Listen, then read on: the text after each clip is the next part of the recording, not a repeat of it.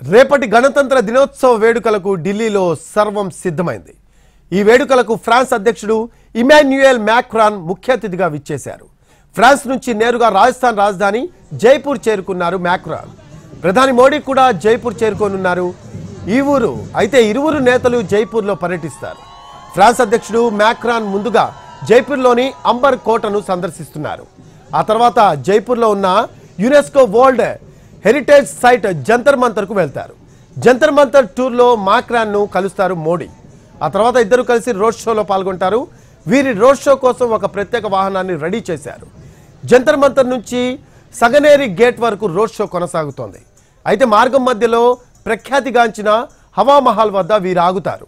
హవామహల్ వద్ద వీరు Jaipur special masala tea సేవిస్తారు. మరోవైపు రాంబాగ్ ప్యాలెస్లో మ్యాక్రాన్కు ప్రత్యేక విందును ఏర్పాటు చేశారు.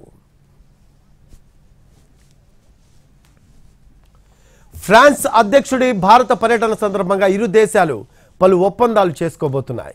ముఖ్యంగా ఫైటర్ జెట్స్, సబ్మెరైన్లకు సంబంధించి మల్టీ బిలియనియర్ డాలర్ల ఒప్పందంపై చర్చలు జరగనున్నాయి. మరో 26 రఫేల్ ఫైటర్ జెట్లు, 3 స్కార్పియన్ సబ్మెరైన్స్ కొనుగోలుపై ఒప్పందాలు జరిగే అవకాశం ఉంది.